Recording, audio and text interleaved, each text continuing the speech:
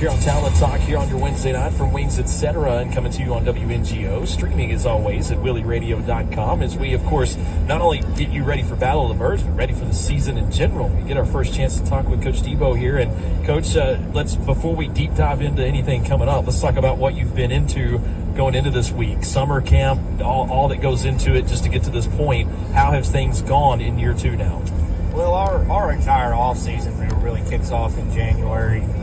Our workouts and lifts and everything have been excellent. The work ethic, the passion, the excitement that the players and coaches have done throughout all of January, February, March, and carrying into spring ball was really, really good. A lot of growth, a lot of maturity happens in the weight room. That's where you can't hide.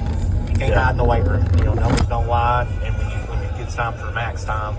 And that went extremely well. Our off-season camp in July was excellent. It's one of the very rare times I ever walked up for practice thinking, man, today wasn't a great day. We only had maybe one day that I didn't think that we practiced the way that we needed to practice. And that's a positive because those days are long, they're hot. Kids are giving up not going to the pool and hanging out with friends, and they're out there in practice in helmets and shoulder pads hitting each other, and they just brought great energy and great tempo every day. So that was something that I was extremely proud of just the focus and the effort level that we had. It was just seeing how much these young men grew from January through spring ball, through summer camp to this week right now has been really a pleasure. It's why you do it as a coach. Watching young boys kind of mature and turn into grown men. So it's been a lot of fun. Do you feel like the gap left by such a big senior group that maybe the excitement of all these guys coming in was like, hey man, there's a lot of open spots. There's a lot of chances for me to come in and prove myself. Well, I think it's competition. Yeah. There's competition going on right now in practice. So guys are still pushing each other. There was a little bit of complacency at times last year where I'll just be honest, players got maybe a little bit too comfortable in their position. We don't have that right now. We got guys pushing each other. They're the guys that are the technical, I guess, number twos are really good football players, and they still bring it every day. We've been able to have our first offense going against our first defense, minus one or two guys for a majority of the summer. So it's just been really, really good, really, really fun. And I was talking with the two players earlier with Jace, and he kind of brought that up even coming in and being a junior. He was like, it just felt like there was a newness, not just with me, but the entire team, of opportunity in front of us to take those spots, take that playing time, and prove what we can do. There was, and I'll say our last year's senior group did an excellent job of kind of setting the standard and the tone for how our program is going to operate, how we're going to do things on a daily basis. So that's being able to see that trickle down effect into these guys and getting to watch guys last year that were learning take on those leadership roles has been a pleasure. It's been a joy. Even just like the little things, finding the joy in the little things of coaching football. Of when we got on the bus to go to Henderson County and getting to see guys that had never been on the varsity bus get on that first bus and just seeing you could see there was a smile on their face. There was a twinkle in their eye, an excitement of okay, I'm here now. This is my opportunity to get to go and be a varsity starter now or a varsity contributor.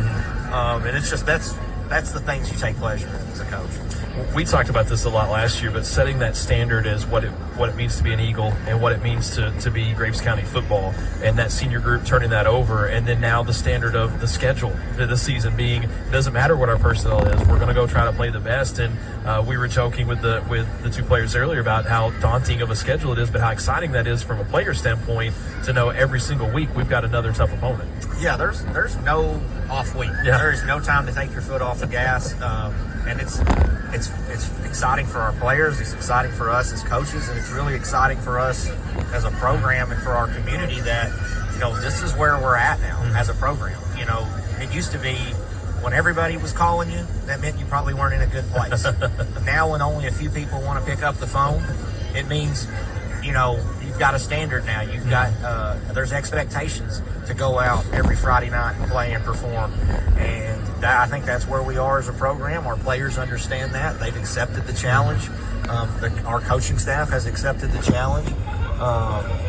And it's exciting. It's a great opportunity for us this year to go out and kind of prove ourselves as being one of the premier programs in 5A that, when we're not going anywhere. This is something that's built to last and something that's going to be around.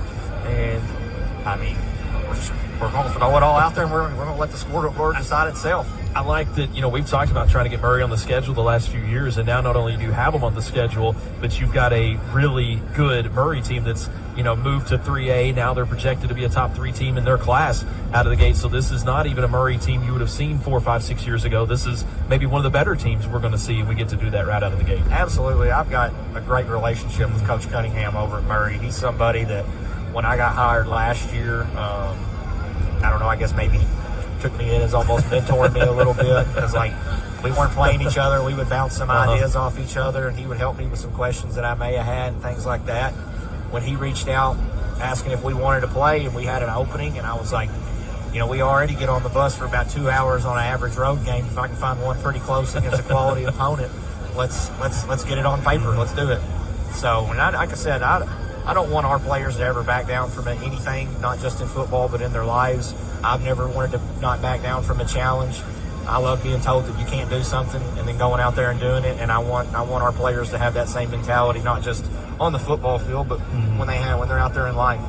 You kind of, when you look at the schedule, you kind of do a tour of the top 4 teams in every class.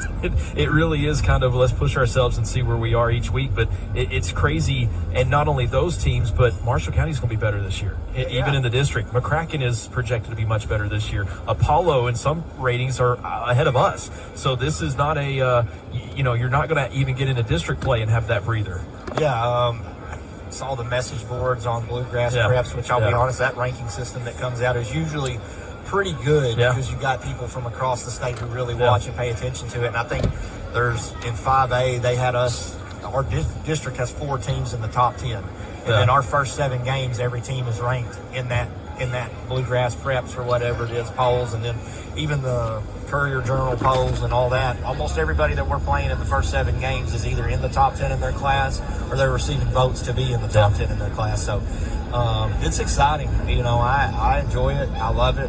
I love people saying that, Port Graves is in a rebuild. That's fine. That's fine. You can say whatever you want, but the game's got to get played.